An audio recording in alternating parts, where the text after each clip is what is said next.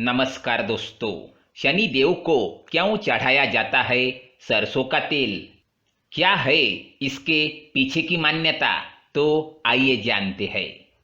दोस्तों, आप तो जानते ही होंगे कि सूर्य पुत्र शनि देव का क्रोध व्यक्ति को राजा से रंक बना सकता है और इसी क्रोध से बचने और जीवन में सुख समृद्धि बनाए रखने के लिए ज्यादातर लोग प्रत्येक शनिवार को शनिदेव को सरसों का तेल चढ़ाते हैं।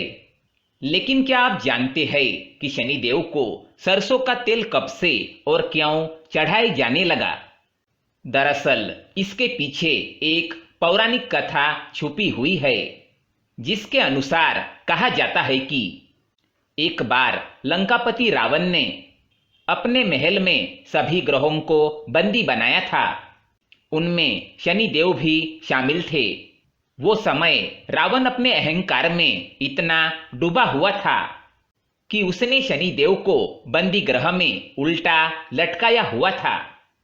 इसी समय जब माता सीता की खोज करते हुए हनुमान जी लंका पहुंचे और रावण ने उनकी पूंछ में आग लगवाई, तो इससे क्रोधित होकर हनुमान जी ने सारी लंका को आग के हवाले कर दिया।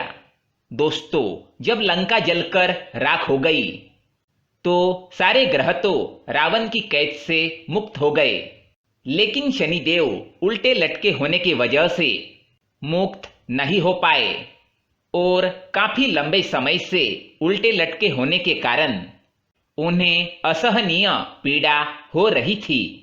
उनका शरीर दर्द से तड़प रहा था। शनिदेव की ऐसी दयनीय हालत देखकर हनुमान जी को उन पर दया आ गई और तभी उन्होंने शनिदेव के पूरे शरीर पर सरसों के तेल की मालिश कर दी, जिसके बाद शनिदेव को दर्द से राहत मिल गई।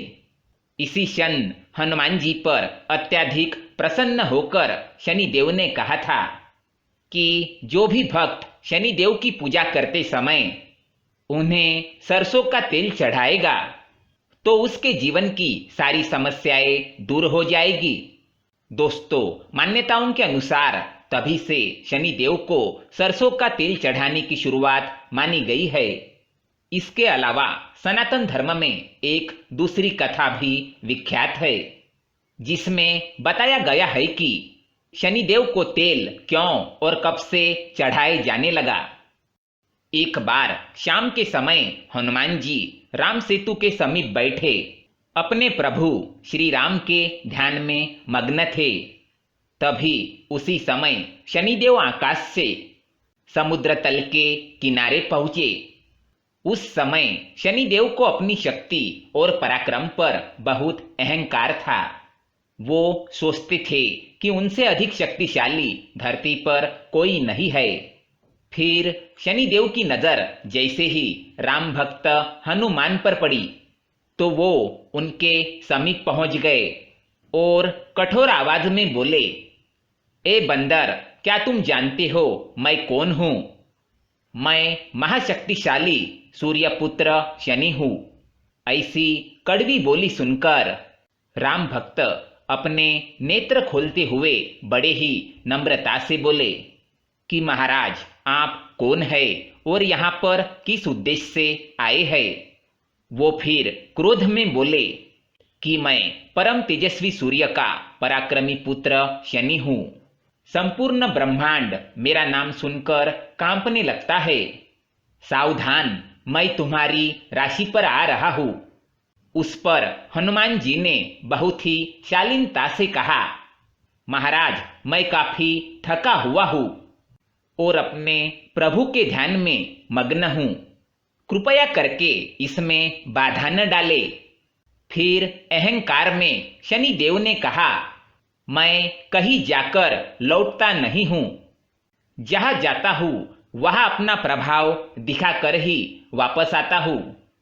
यहाँ हनुमान जी के बार बार आग्रह करने पर भी शनिदेव ने उनकी एक ना सुनी और अहंकार में बोले, जो भी इस पृथ्वी पर रहता है उस पर मेरी 7.5 की दशा अवश्य प्रभावित होती है। और अब ये आप पर भी प्रभावित होने वाली है।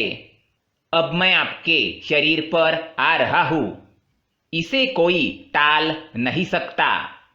उन्होंने फिर वैसे ही जवाब दिया, ठीक है, आपको आना है तो आइए, लेकिन यह तो बताइए कि आप रहेंगे कहाँ।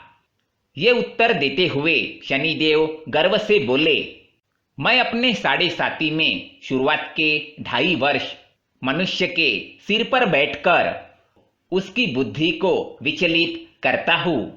अगले 2.5 वर्ष मनुष्य के उदर में बैठकर उसके शरीर को अस्वस्थ बनाता हूँ और अंतिम 2.5 वर्षों में मनुष्य के पैरों में रहकर उसके पथ से भटकाता हूँ।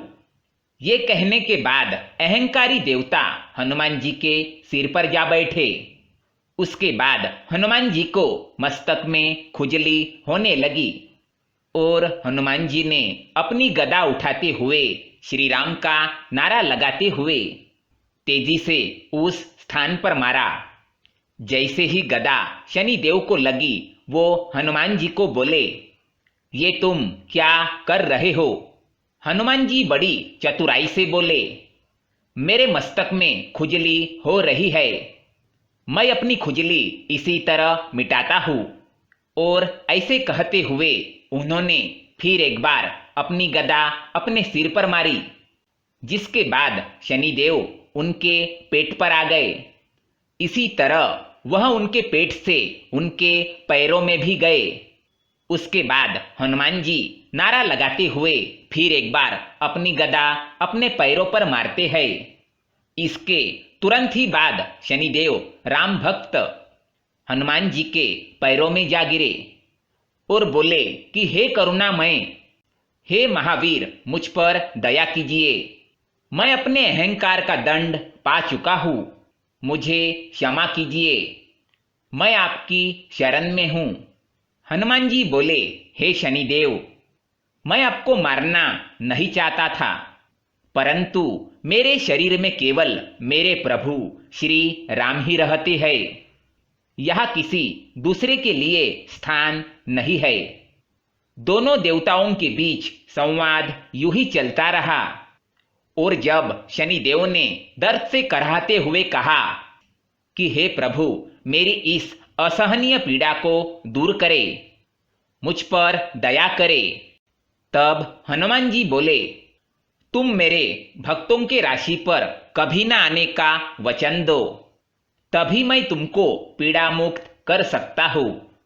दोस्तों, इसके बाद शनिदेव ने महावीर हनुमान जी की बात मान ली, जिसके परिणाम स्वरूप शनिदेव को हनुमान जी से पीड़ा निवारण के लिए तेल प्राप्त हुआ और मान्यताओं के अनुसार तभी से शनिदेव को तेल चढ़ाया जाने लगा।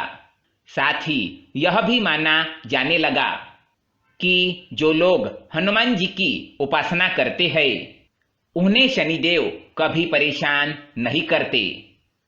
धन्यवाद।